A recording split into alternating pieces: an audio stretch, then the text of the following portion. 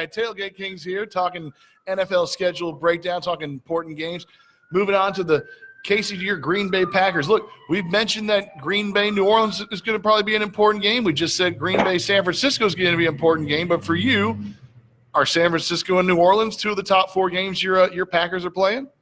So I'm going to say no, and let me tell you why. Because just like I mentioned the Saints earlier, it's such an early game in the season that as long as we're not 0-2 and then lose that game and go 0-3, I think we'll be okay, even if we're sitting at 1-2. Because, I mean, let's look at the Saints and the Packers are very alike and similar in the fact that you can start a season off slow but still make your way back and have a deep playoff run. Because remember, the season that the Saints lost to the Rams, I believe they started 0-2 when it came down to the missed pass interference call. They started that season 0-2, and it's not any different for the Packers. Remember Aaron Rodgers, RELAX, let's relax, and then we made the playoff run, and so it's like that game doesn't have as much bearing to me on the long-term goals of the season.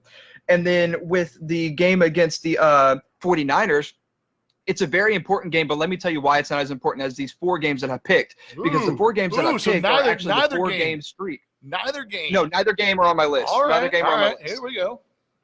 Okay, so the reason I already mentioned the Saints, and then let me explain to you why the 49ers are not one of the 4 most important games, because the 4 most important games I have are actually, I'm sorry, it is the 49ers. It's the 4-game stretch that includes the 49ers at the end. Week 6 at the Bucks, Week 6 at the Texans, Week 8 versus the Vikings, and then Week 8 at the 49ers. Now, it's not a huge deal against the Texans. I don't think they're the worst team or the best team we're going to play this season.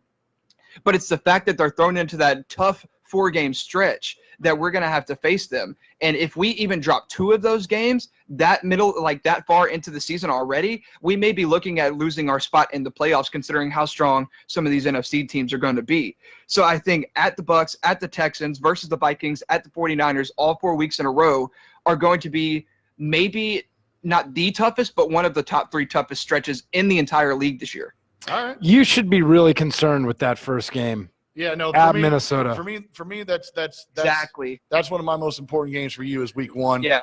Like I said, it's going to be tough. I feel like it's similar to how we like the Tampa Bay game for New Orleans. It's a statement game, and then not only that, if you lose to Minnesota, who knows? You might beat Detroit. Detroit's going to be improved this year, and like I thought Green Bay was a little overachieving last year. And obviously, we talked about in the draft, they didn't really add anything to help out Rodgers. So if you could be 0-3 going into Atlanta Week 4. I think this is kind of a soft schedule. I don't know, man. I think it's. Let me, and that's not because I'm a Packers fan, but I don't even think that we have the lightest schedule of the 5 teams that we're going to be talking about today. You might be right. I am now going through it. I mean, what? There's only a couple gimmies, and you can only argue maybe Detroit's a gimme, maybe Jacksonville, Chicago's not going to be.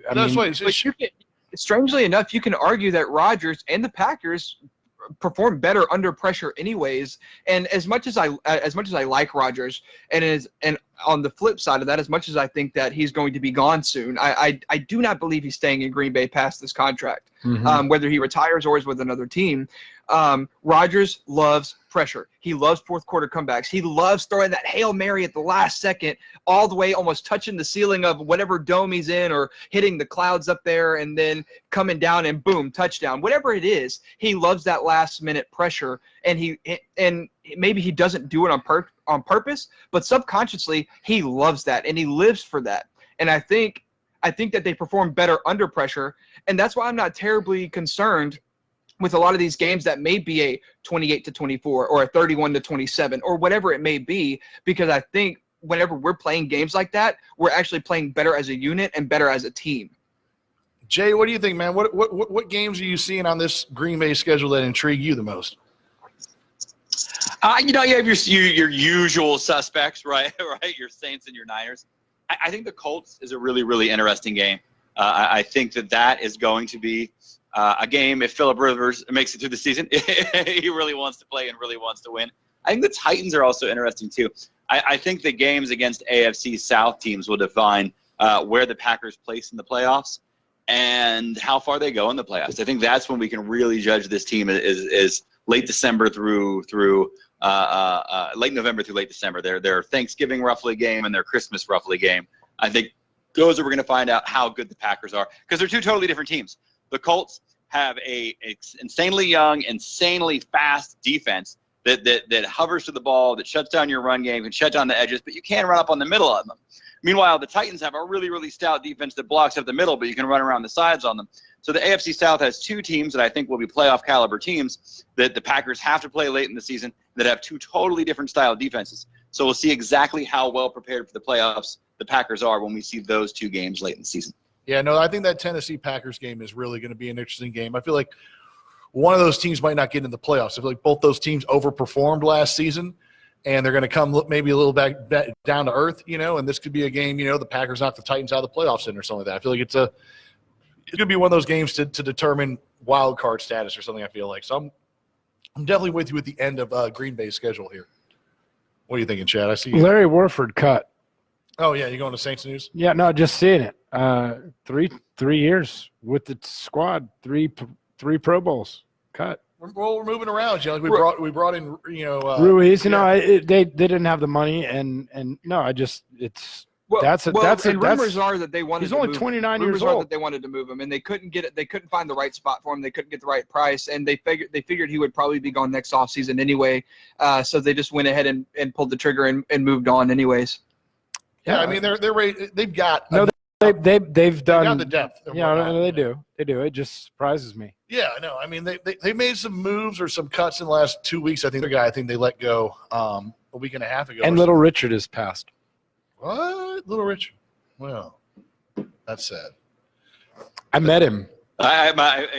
Little Richard, many moons ago, I followed Little Richard around. I forget what parade it was, but at Mardi Gras, he was so angry.